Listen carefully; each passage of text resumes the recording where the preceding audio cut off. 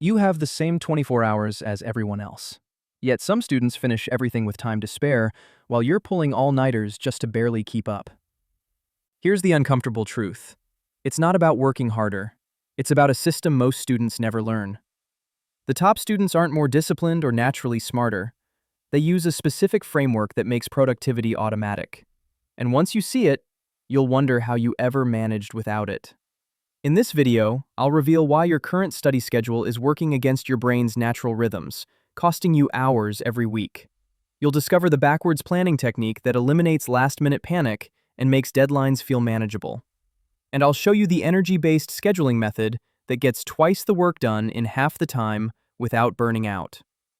By the end, you'll have a complete system that fits your actual life, not some perfect student fantasy. Let me paint two scenarios you probably recognize. Scenario 1. You sit down to study at 8 p.m. You have 3 assignments due this week and a test on Friday. You open your laptop, check your phone, start the easy assignment first, get distracted, switch to scrolling, feel guilty, force yourself back, but your brain feels like mud. 2 hours pass, you've barely finished one thing, and you're exhausted. Scenario 2. Same workload, but you finish everything by 7 p.m., actually understand what you studied, and still have time to hang out with friends or watch that show everyone's talking about. The difference isn't discipline. It's not time. It's system versus chaos. Most students operate on chaos.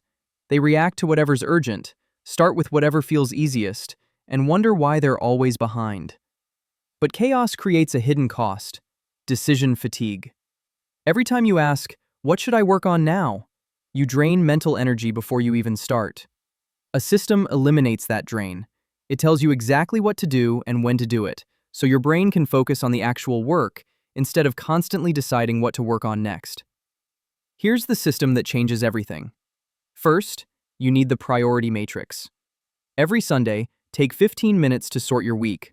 Draw 4 boxes: urgent and important, important but not urgent, urgent but not important, and neither. That paper due tomorrow? Urgent and important. Studying for next week's test? Important but not urgent. Responding to group chat? Urgent but not important. Reorganizing your notes? Neither. Here's what most students get wrong. They spend all their time in urgent and important, constantly firefighting. The secret is spending most of your time in important but not urgent. That's where you prevent fires instead of fighting them. When you study for the test a week early, it never becomes urgent. When you start assignments the day they're assigned, you never pull all-nighters. This one shift eliminates 80% of student stress. But knowing what to do isn't enough. You need to know when to do it. And this is where most time management advice fails completely. Your brain doesn't run at the same speed all day. You have about 3 to 4 hours of peak mental performance, when complex thinking feels effortless. Then you have medium energy times, when you can do routine work, and low energy times when you're basically running on fumes. Traditional advice says, study in the morning, or make a schedule. That's useless if your peak time is 9 p.m., or if your Tuesday looks nothing like your Thursday. Here's what actually works: energy-based time blocking. For 1 week, track your energy. Every 2 hours, rate yourself 1 to 10. When do you feel sharp? When do you feel foggy? Patterns will emerge fast. Then build your schedule around energy, not arbitrary times. Put your hardest classes and most important work in your peak hours. Schedule medium tasks like reviewing notes or problem sets during medium energy. Save low energy times for admin stuff: answering emails, organizing files, light reading. This single change doubles productivity because you're finally working with your brain instead of against it. A calculus problem that takes an hour at 2 p.m. might take 20 minutes at 10 a.m. if that's your peak time. Here's what this looks like in practice. Let's say your peak time is 9 a.m. to noon and Tuesday nights. Block those times first for your hardest work: writing papers, studying complex material, doing problem sets. Medium energy is afternoon and early evening, perfect for attending lectures, doing easier homework, group study. Low energy is late night and right after lunch. Answer emails, organize your week, do readings that don't require deep focus. Stop fighting your natural rhythms. use them. Now here's the part that makes this system stick, the 2-hour rule. After every 2 hours of focused work, take a complete break. Not scrolling your phone, not watching YouTube. Actually disconnect. Walk outside, talk to a friend, eat something, move your body. Your brain needs recovery time to consolidate what you learned. Pushing through for 6 straight hours doesn't make you productive.